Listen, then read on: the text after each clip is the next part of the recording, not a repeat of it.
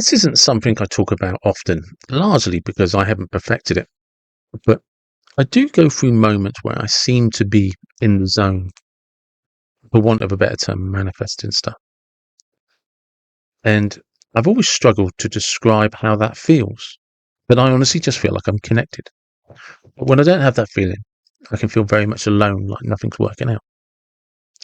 And one of the things I've noticed over the years is I think sometimes it's called shadow work. You have to do this shadow work.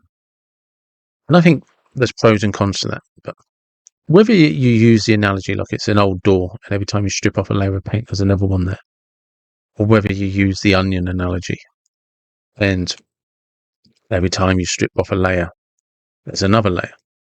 That's definitely how it's felt for me. You think you've gotten to the bottom of a childhood problem, the root of issues with money, relationships, whatever.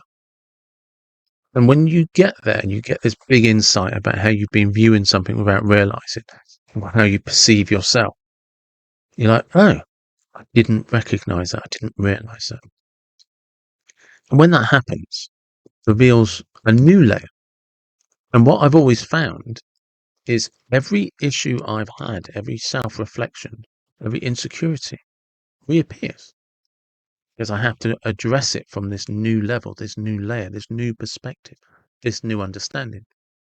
And I think that's what can be difficult when we go into that shadow work stuff. Do you need to do it? Maybe not. I think people hold on to things differently. But one of the things I would say is whenever I meet people that seem to manifest really well, there's two things they seem to do exceptionally well. And when I say exceptionally well, it's just natural flaw. One, they seem to just be able to focus on the things that bring them joy. They're not chasing something they don't want. They're not trying to impress anyone. And quite honestly, if their ambition was to live by the sea with a lovely sea view, it probably doesn't pop into their head whether it's a mansion or a one-bedroom studio apartment. Their goal is just to have a view of the sea and live by the sea. And lo and behold, it always manifests in some way or the other. The other thing they always seem to do exceptionally well, they don't hold on to the past. They really do very much live in the present moment. Everything they want is happening right now. And that's my advice to you. I do think it's exceptionally, vitally important. If you're living in the past a lot, you learn to live in the present moment.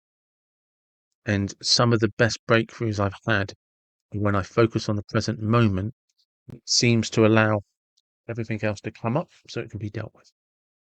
And whenever I spend a good amount of time doing that, things just take a turn. Things just pop into my email box. I bump into people. There's a real synchronicity with the world. And that's the only advice I can offer on manifestation.